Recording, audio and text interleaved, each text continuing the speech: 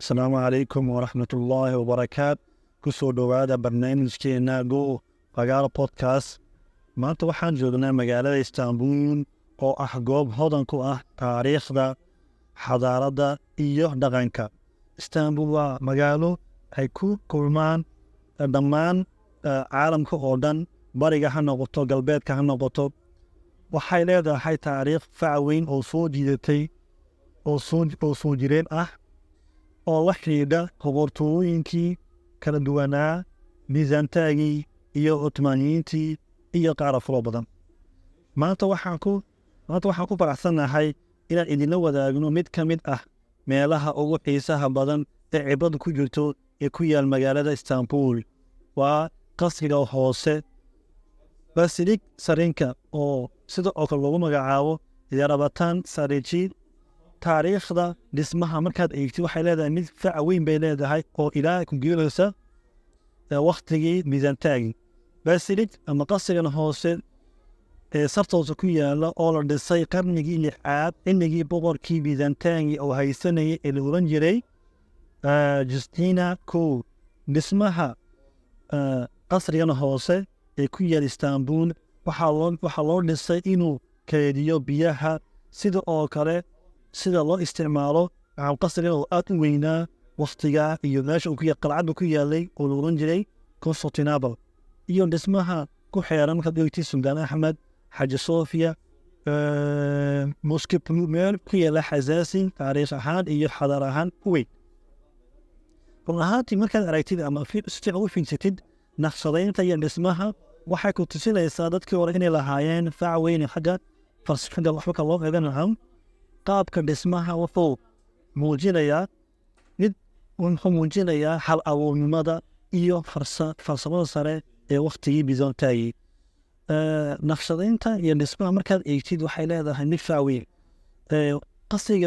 Qasrigan hoose wuxuu qiyaasi leeyahay 140 tiir oo dherer ah iyo 70 mitir oo ballaca.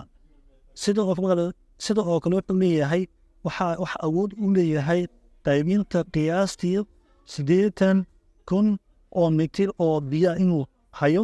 Waxaa taageeraya ama waxa ku dhex gudihiisa wax ku dhex yaala 336 tiir oo marmar ah. Sidoo kale ahaantii markaad si fiican u fiirsatid waxaad arki kartaa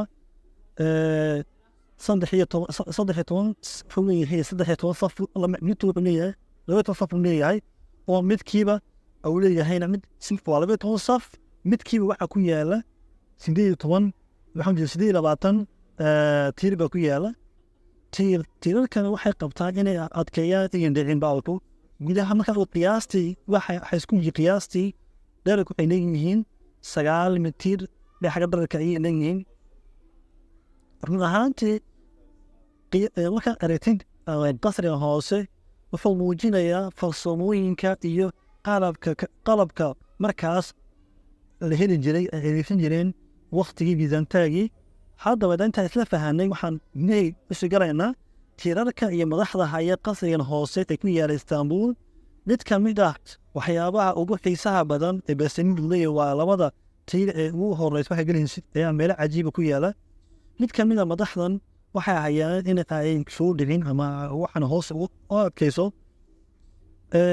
Qasrigan hoose qaabku yaala u fiirsato wuxuu leeyahay fac weyn, taariikh weyn ayaa ku suntan oo waxaa dadkii hoose wala iska qaadaya. badanka waxay Raashiyaanka, waxaa yimaada maadaama ay Kristan yihiin, iyo Talyaaniga iyo waxaad ka arkaysaa Faransiiska. waxaad ku arkaysaa inay leeyihiin fac weyn ay markaas leeyihiin. waa meel xagga u ah meel muhiim waa dabeec Byzantine ay haysan jireen taariikh weyn bay u leeyihiin. Run ahaantii adeegsiga taariikhda ee qasrigan hoose ee Istanbul ku yaala inta lagu jiray xilligii ama waqtigii Byzantine, qasrigan hoose oo ahaa ilo muhiima ama meelo muhiima oo biyaha qaybisa, gaar ahaan xilliga lagu jiro go'doominta dagaalada la gelayay. waxaa jira dagaalo badan baa jiray oo qalcadda ay meesha ka dhaci jiray iyo baahinta biyaha dadka laga tiro. Biyahan waxaa lagu keenaa biyahan meeshan ku yaala qasriga hoose waxaa laga keenaa biyo mareenka lagu soo qaado ee ku yaala Belgrade oo qiyaas u jirta 19 kilomitr oo qiyaasii 19 kilomitr waqooyiga kaga xigta magaalada Istanbul kadib qabsashadii Cusmaaniyiintii 1453 qasriga hoose wuxuu sii shaqayn jirtay ahayd laakiin muhiimadiisii way gaabatay waqtiga kadib. haddaan isu taagno soo celinta iyo dayactirkii qasrigan hoose markaad aragtid dadka badan isu ziyartaan iyo dalxiisayaasha adduunka soo jiitay waxaa la inoobay qarniyaal badan baa la inoobay qasrigan oo in badan laga shaqeyn. qasrigan hoose wuxuu kadib yeeshay bartamihii qarnigii 16aad mid ka mid ah cilmi baarayaasha tutsha oo yidhi qasrigan inuu soo saaray muhiimadiisii performer dhigay kadibna burburkii ka shaqeynay burburkii Byzantine ee Istanbul tan iyo markaas waxaa dib loo dayactiray ama la furay dadweynaha inay galaan amateen. maanta wuxuu soo jiitay kumanaan dalxiisayaal inay tagaan oo lacag bixiyaan loo ogolay in dhex marmaraan booqashada ay u yimaadeen xayn qasriga hoose wada arkaysa dadka dhex maraya ee arkaysiina dhex soo qasriga hoose iyo inay ku raaxaystaan ay arkaan tirarka iyo naqshadaynta weyn ee taariikhda ka hadhay boqortooyinka xayd Byzantiinta. haddaba haddaan isla aragnayntaa soo celinta iyo dayactirkii haddaba fiirsan jawiga daahsoon ee leedahay qasrigan hoose run ahaantii jawiga baasideedka sare waa mid ka mid ah si gaar ah u soo jiitay iyadoo iftiin yar iyo tiirar waaweyn iyo iftiinka biyaha kasoo dhex baxaya ama ugu dhex ileynayo. jawiga daahsoon ayaa loogu magac daray qasriga hoose. marka aad gudaha u gasho qasrigan hoose run ahaantii waxaad dareemaysaa sida in aad ku jirto adduun kale. waa mid qarsoon oo run ahaantii leh taariikh qoto dheer. run ahaantii markaad u fiirsatid